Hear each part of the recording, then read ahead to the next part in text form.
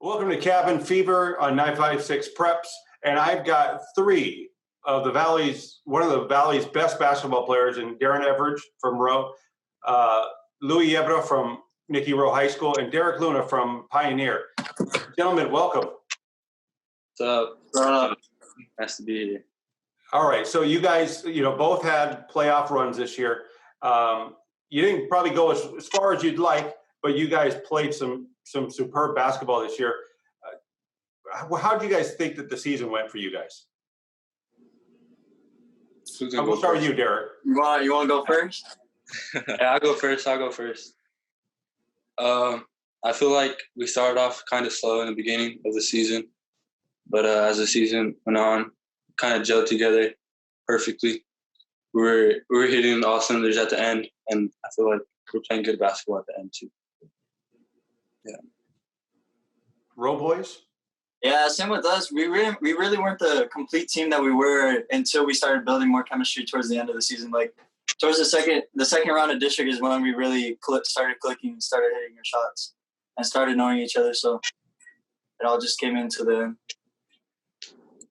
Yeah, I mean, for the most part, we dealt with a lot of injuries. Like at the beginning of the season, there's a lot of stuff we had to go through. Like there was for a long time, we didn't have our starting lineup because either one of us was missing and one of us was like injured. So it was just trying to get to know each other, get to know how to play with each other, like all the young guys coming in. But, like Louis said, second round district, we turned it on and carried into playoffs. Now, there's an elephant in the room, and I want to get that out of the way right away, because when I asked Derek, I said, hey, who do you want to get on to do an interview with you? And he mentioned you two. So, from the outside, a lot of people would say there's bad blood, but you guys are still friends, correct? Yeah. Yeah, we're good. We're really bad blood. For people that don't know, Derek, after your sophomore season, you transferred to Duncanville and won a title up there. What was that like? It was a good feeling winning it. Definitely learned a lot up there. It was a learning experience. I really learned how to play the basketball the right way. But my freshman and sophomore year at Rowe were good too. I had a lot of fun there. I created a lot of relationships and made a lot of memories with a lot of people. A lot of trips. And when you came back, playing at Pioneer, you only had 1 year. I have to imagine there was a learning curve there trying to learn how to play with those players, just like the Rowe guys were getting together this year towards the end. Was it hard to move into Pioneer and having to play with those guys, or was it natural?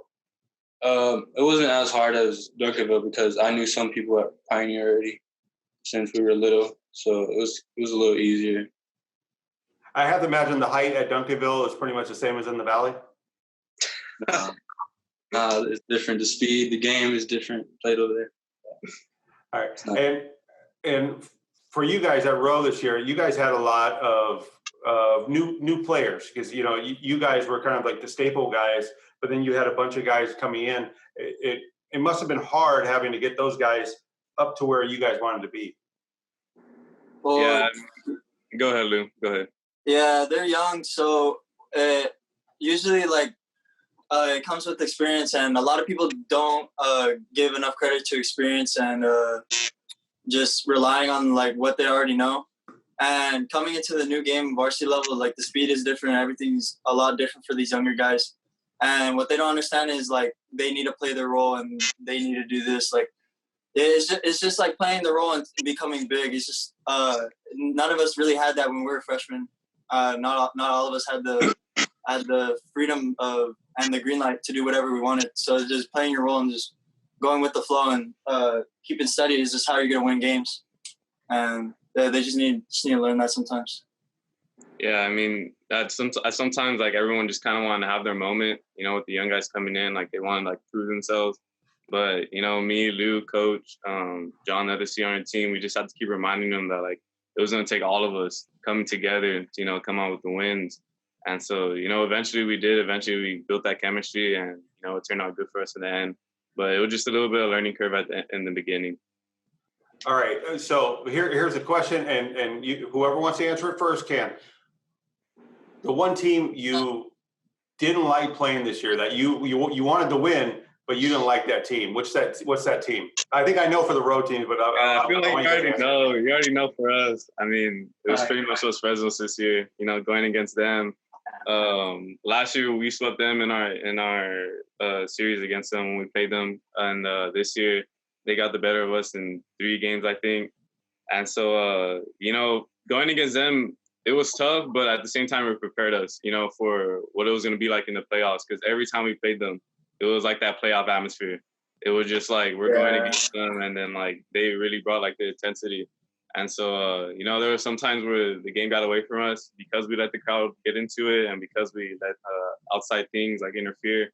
But that taught us like what it's going to be like in the playoffs. And so they prepared us, and even though we wanted to beat them, you know, at the same time, like we learned from those losses. All right. The game I wanted to win this year, probably Row. I wanted that one. That was fun. Los Fresnos, we beat them the first time, and then they beat us the second time. But I wanted the Row game. I wanted that one. I wanted the North game. We should have won that first one at home. There's pretty much bragging rights with that one. That one's tough. Yeah, it was a young team. They're all rattled up, so it was just hard to bring them together. We should have won that game, but it happens. And when you guys this year played against other players, who's the toughest player that you guys played against this season?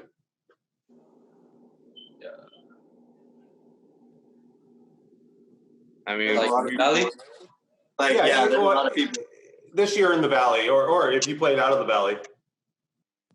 I mean, we had to prepare when we played against Pioneer for Derek. I mean, there was a lot of things that we had to prepare, like since we knew like what his tendencies were and everything that he could do, we knew we had to put extra attention on that. So, I mean, playing against him, playing against you, it was like pretty much we got to focus in. And, you know, me and Louis took that defensive assignment. So, you know, that was, you're a tough guard for sure, but that was one of the main matchups that we focused on this year. Yeah, I felt that too. Still got 25. I felt it in the game, bro. Everyone would just focus on me. I was like, man. But one of the toughest players that we had to play against were Pioneer.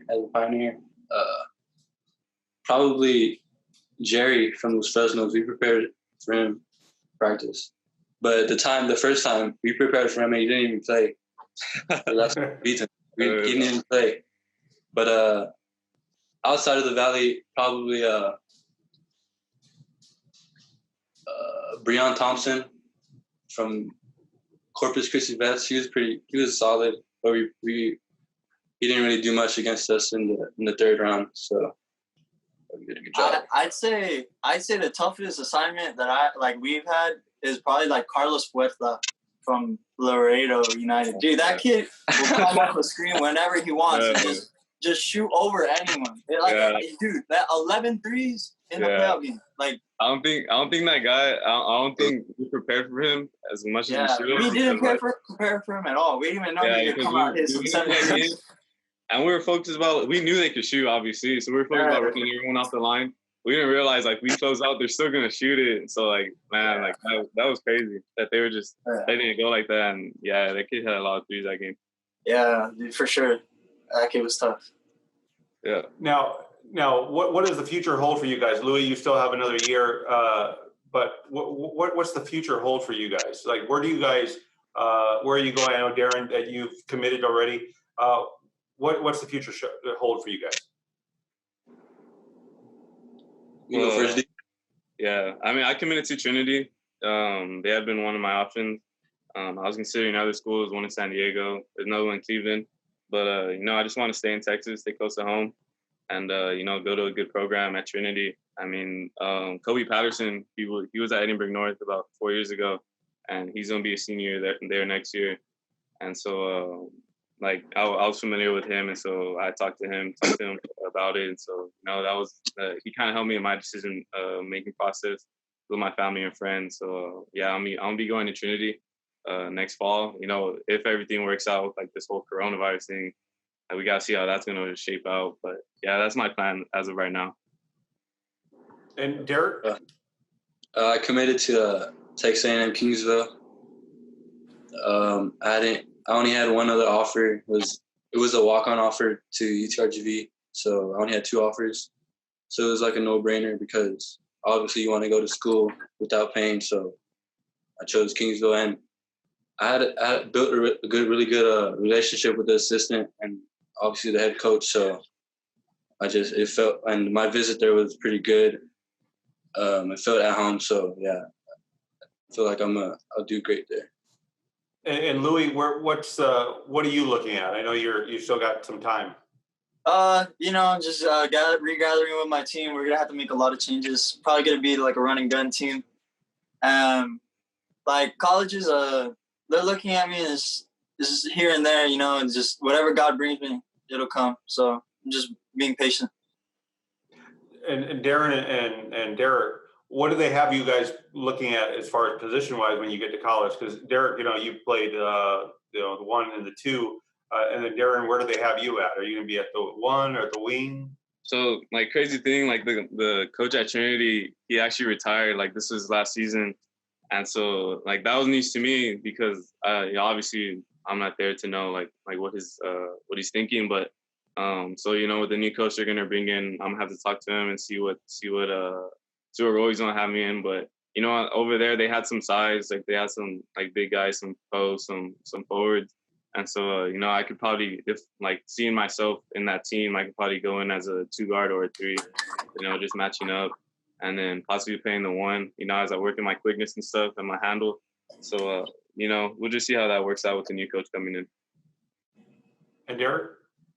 The coach he didn't really specify what position, but obviously I'm not trying to be cocky, but I feel like I'm a good shooter, so I'm pretty sure he'll have me at the 2, but I can always play the 1, like if I need to be. So either one of the 2. And Louis, what about you? Because you're in that tweener kind of position where you have enough height to be a solid 2 or 3. Where do you want to be? I've been working a lot on my shot and just becoming a 2. But I have the quickness to play for a 1, so I'm just trying to get my handles up. I'm going to be both positions, really. And this year it's going to be mainly me at the 1, little Darren at the 1, just handling the rock, just working. So whatever college is interested in me, I know I'll fit there. So that's why the reason why they're looking for me. So just play my game. You guys played summer, summer league for a long time, summer basketball. Were you planning on that before all this happened? Were you still going to play?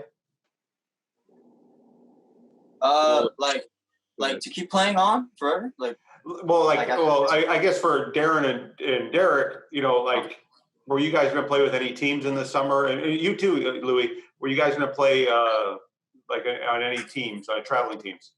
I wasn't. I was done already my last year. I wasn't going to play 8. I still have one more. I have one more year of AAU, and I still got FIBA still coming up. So I got those 2 events with scouting. So yeah, I'm gonna still play. One more year. I was gonna play like 2-3 tournaments, up until the life period, to see like any other options would open up. But obviously with this happening, all those things getting canceled, I felt it was just best if I committed, at this time. So yeah, I mean, yeah, I was going to play with the Vipers, or the Junior Vipers, but after all that canceled, then I just decided to commit. All right. One of the last questions I want to ask is this: since this virus has happened and you guys have been at home, what shows are you watching on Netflix, Amazon, wherever it's at? All American. Ozark. Yeah, I watched All American. That was good. That was a good show. Ozark is good too. Yeah, Money Heist. New season of Money Heist. Yeah. Dave on Hulu's pretty funny as hell. So funny. Yeah, I mean, I just watch movies. I don't watch TV shows. Yeah, I watch movies, a bunch of movies. Whatever's on Netflix, whatever's new, just come out, just watch it. But yeah, you guys played for 2 seasons with each other, but you guys know each other for a long time. Who out of you 3, who is the, what's the nice way of saying this? who's the hothead out of the group? Derek. Probably me. Yeah, Are I you mean, really? Yeah, just because I think I care too much. Like, if it was at practice or a game, like, I just wanted to win. So yeah, he's always competitive all the time. You know, every chance we can get to compete, he was gonna take it, you know, at 100%. So, you know, it helped us a lot. Taught us how to take things seriously too, how to be competitive. So yeah, I would always push them to be better. So I think that helped. for sure. And even when I came back, I know they wanted to beat me. So I had to make sure I was good. And all right, so this year, as far as who had the most fouls out of anybody in this group? Who's more foul prone out of you guys? I don't foul. So. I don't know. There was a lot of games with Man, you didn't play defense, man. Of course you don't I foul. don't foul, bro. there's like a bunch of questionable calls, but I know Louis had a bunch of questionable calls too because it was a bunch of games where he was just getting fouled out. But like charges that were being called on him. Like I remember one time Some blocks too. he was trying to swing the ball, and then the ref called a tech and like threw him out the game, and I was like, "What is going on?" So yeah, there was like a bunch of crazy stuff happening. All I did, hey, jab. Yeah, and then The kid was too small. So I don't think I got a tech. I didn't get a tech this year. I don't think so. Wait, so I think I know that game. The game that you're talking about, Darren and Louis, it's the Memorial game, right? Memorial, yeah. So I gave the kid a jab, and the ref thought I threw him an elbow, and I was like, "Nah." I think Louis led the RGB in technicals this year. Just some crazy calls, but I think I had two technicals. Him and his dad. Out of you guys, who's the best 3-point shooter? Okay, I'm gonna give you some criteria here. Who's the best 3-point shooter out of you guys? Who's the best one off the dribble? And who's the one that you want the ball in their hands at the end of a quarter or end of a half? They know who they want to give the ball to. That's me. I mean, like I struggle with my shot this year a lot, so it's got to be either Louis or Derek. I know Derek had like a bunch of bombs on us when we played them, so he can you can stroke it, he can shoot it with the best of them. I mean, Louis can get to the rim. There's a couple of times where he had chances at posters. Yeah, I was not trying to let him dunk that game.